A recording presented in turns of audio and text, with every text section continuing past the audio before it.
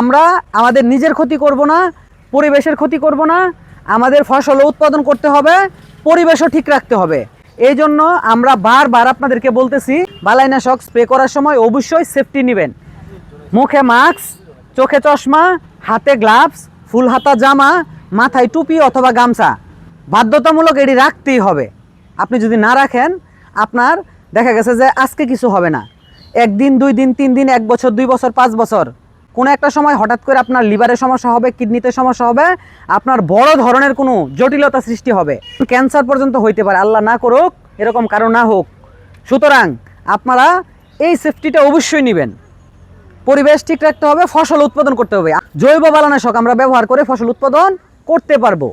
আমরা ক্ষতিকর কীটনাশক ব্যবহার না করে জৈব বালানাশক ব্যবহার করে কিন্তু ফসল উৎপাদন সম্ভব। আমারও কথা একটা, আপনি মানলে আপনার ভালো হবে, না মানলে আপনার ক্ষতি হবে। যে আপনি নিরাপদ ফসল উৎপাদন করেন, আপনি কীটনাশক ব্যবহার করার সময় সেফটি নেন, আপনার ফসলের মাঠে যখন কাজ করবেন আপনি নিজের সুরক্ষাটা নিজে নেন। এরপরে যদি আপনারা না শুনেন, ক্ষতি আপনাদের হবে, লস আপনাদের হবে।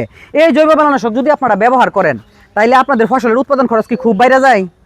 বরঞ্চ কমে। তো 200, 300, 500 টাকা খরচ করে আপনারা 1 বিঘা জমিতে কীটনাশক স্প্রে করতে পারেন। নিম পাতা গাছে পাওয়া যায় মাংনা, মেহাগুনির বীজ মাংনা পাওয়া যায়, গাছে আছে, আল্লাহ দিছে। এই তামাক পাতা কিনতে খুব বেশি টাকা লাগে না। তারপরে বিষ কাটালি তো বনে জঙ্গলে হরহামেশাই হয়ে থাকে। পেঁপে পাতা তো আপনার বাড়িতেই আছে। তো এইগুলা দিয়া যদি আপনি কীটনাশক তৈরি করেন, তাইলে কি খরচটা কম হয় না? মূলত সমস্যা হচ্ছে আমাদের অলসতা। আমরা হচ্ছে কেউ অলসতা কইরা এই কাজগুলা করতে চাই না। তা আপনি একটু করে দেখেন না। আপনি এই মানে নিম পাতা দিয়া, মেহাগুনির বীজ দিয়া, এই তামাক পাতা দিয়া, বিষ কাটালি দিয়া একটু জৈব বালানাশক বাড়িতে তৈরি করেন। আমরা তো শিখাই দিতেছি পদ্ধতিটা। তো আপনি ওই টেকনিকটা অবলম্বন করে আপনি 2-1টা জমিতে স্প্রে করেন। স্প্রে করার পরে যদি দেখেন যে না রেজাল্ট খারাপ হয়েছে, আমাকে জানান যে আপনি তো বলছিলেন সুন্দর করে, আপনার কথা শুনছি, এখন তো আমার কাজ হয়েছে না। তারপরে আমি আপনাকে ফর্মুলা আরও দেই, সমস্যা নাই তো।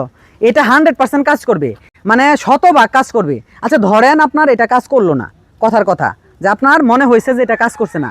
তাছাড়াও বাজারে বিভিন্ন ধরনের জৈব বালানাশক পাওয়া যায়। আপনারা জানেন ইস্পাহানি কোম্পানি এবং রাসেল IPM বাংলাদেশে বেশি জৈব বালানাশক তৈরি করে। তাছাড়াও ফেরোমন ফাঁদ পাওয়া যায়, আপনারা চিনেন না? ডিব্বা, আমি আগামী ক্লাসে এটা নিয়ে আসবো। ফেরোমন ফাঁদ নিয়ে অনেক আলোচনা করব। তারপরে হলুদ স্টিকার পাওয়া যায়, নীল স্টিকার পাওয়া যায়। জমিতে দেখবেন যে অনেক কৃষকরা হচ্ছে হলুদ স্টিকার লাগায়।